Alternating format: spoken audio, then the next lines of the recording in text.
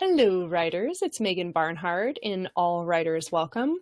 And today I want to talk about how to get more words on the page. And I want to start by showing you something that was a gift from a friend several years ago. I hope my camera's not backwards. It might be. But can you read this? It says, Next Great Idea. It's a really cool journal that I have had since 2007 that I have written barely anything in. Do you know why? Because the thing on the cover says next great idea. And at any point where I think about writing something down, I ask myself, is that really a great idea? Does that belong to me in this journal? Does it belong in this journal? So for me, that represents the challenge of writing. When you're working on a story or working on a nonfiction book, there's this idea that what you're writing is really important because it's part of something larger that's important. And the way to write more is to let go of thinking that you're writing for something important. And it's basically a mindset game you have to play with yourself. Because of course you're still working on writing your book or your story. But if every time you sit down, you're faced with, like this message, how far will you get? Not very far. So I want to walk you through today my favorite strategy and what I think is really effective for reducing the pressure and actually getting more words on the page. And the number one thing I do is free writing. If you have never done free writing before, or if you've tried it and it didn't work for you, I ask you to be patient and let me walk through what it looks like, and then you can try it before deciding it works for you, it doesn't work for you. What I mean by free writing is writing without expectation that I'm going to be getting something for my story. I mean pausing and saying, I'm just going to write, and I'm going to ignore my spelling, my punctuation, my grammar. I'm even going to ignore my typos if I'm typing. I'm not going to go back and change words. If I can't think of the word I want, I'm going to use a placeholder, or I'm going to just leave a blank, and then I'll come back. Well, I'm getting ahead of myself, but I'm not going to let the momentum dry up. I'm not ever going to stop writing. I'm not going to stop moving my fingers across the keyboard or my pen across the page, whichever one I'm using. That is what's paramount. And do you see that switch there? Instead of saying the most important thing I'm going to do right now is add on to my story, I've changed my goal and I've said the most important thing I'm going to do right now is continue writing. So I have changed my goal. I also, in saying I'm going to let go of looking for the perfect word, or I'm going to ignore typos, have told my brain that the part of it, or how do I want to finish that thought? I'm setting myself the signal that I want to be writing from my creative and intuitive part. I don't want my analytical brain to take over. I don't want to sit and ponder and think through problems. I simply want to write. Okay, so that's what I mean by free writing. The topic of free writing is up to you. But what I recommend, again, is to pull back from your story a little bit and think sideways. So here's an example of that. If you're writing a scene about a character and you're feeling stuck on him, pull back and write something different. Take your character out of that scene and put him someplace that you can explore. So maybe put him in his room and have him look around and see what objects are there. One of my favorite kind of free writes to do is what I call an object free write, where you have your character pick up some object, and it could be an everyday thing. It could be a pen, a photograph, a trophy, a belt, glasses, a book, a tissue box. Just basically look around your space, find a noun, and put that in as the object. And have your character start looking at it and just start describing it. The pen was smooth and the tip was shiny and it was white. And then let that go into an exploration of what it might mean. And then see where that takes you. It might be, it reminded him that he had to sign the foreclosure papers on his house, and how did his life get to this point, and how did things get so awful, and what happened to the life he thought he was living. It could be, oh, this pen that my grandfather gave me, and things move from there. So an object free write is a great way to explore your character.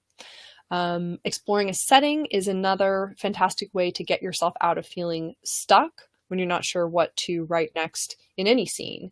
And again, let your character just go someplace and start by describing what's there, and then move into some emotional content.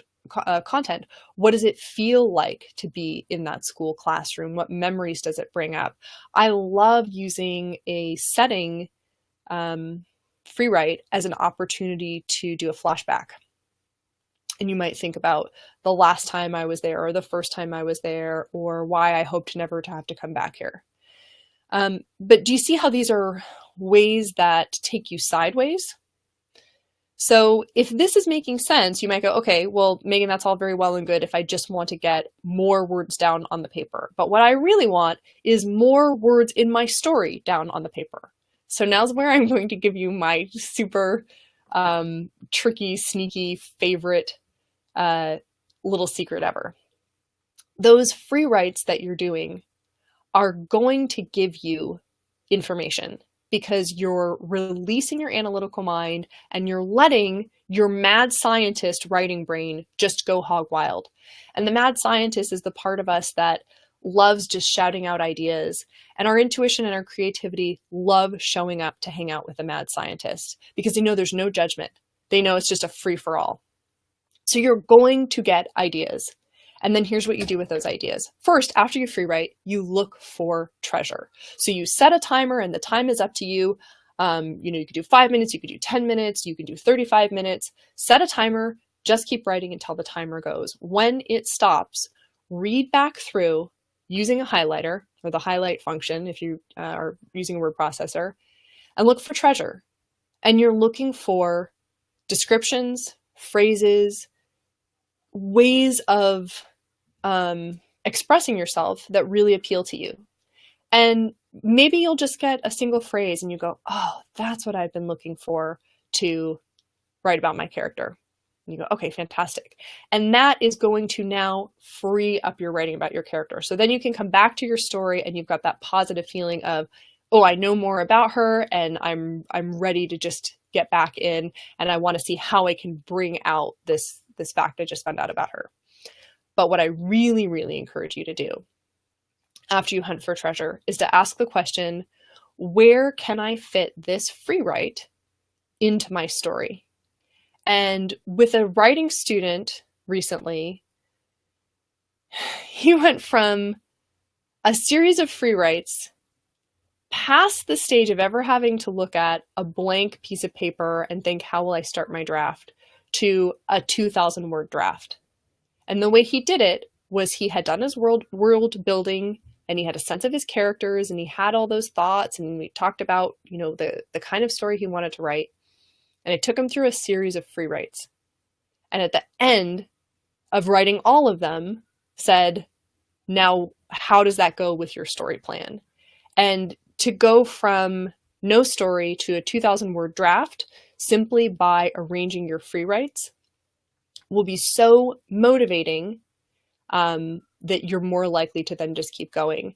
But anytime you want, you can stop and say, I'm just free writing, I'm not working on my story. So there's a practical side to this, which is that you can write particular scenes, you can get more into your character's thoughts and motivations, you can dive deeper into your setting using the free writes. They're wonderful ways to explore. But the big piece that they're going to accomplish for you is to take things out of the realm of, I have to write my next great idea, or I have to write my next great chapter for my story, and allow you to just write. So we had a couple questions, but I'm looking at them and realizing they were about time zone. So I'm sorry, I don't know if you guys made it and figured out the time zones. I love Google's time zone converter. That's something I rely on all of the time to talk with friends in the UK and in the Netherlands. But I hope you made it. If you have a question or a comment, please go ahead and let me know by putting it in the comments. And as always, if there's a topic you want Ella or me to cover, put that in the comments as well. And for those of you who are watching the replay, this won't be as relevant, but for those of you watching live, tomorrow, Friday, the 9th of June, we're starting a 7-day writing challenge in the group. And the whole point of it is for you to write more by starting with a small commitment and slowly upping that to a larger commitment. And I'll be putting in prompts so that you have something to write about, and you can do the free writing if that appeals to you, or you can use the prompts in your story in your regular drafting flow, whatever works for you. And then you'll be able to post your word count and share your progress. So I hope you'll join us for that 7-day challenge. Just come by the group on Friday during, I'm going to be posting it in the morning in California time, Pacific time. So look for that, and also stay tuned for more news about how you can start writing, publish, market, and finish your book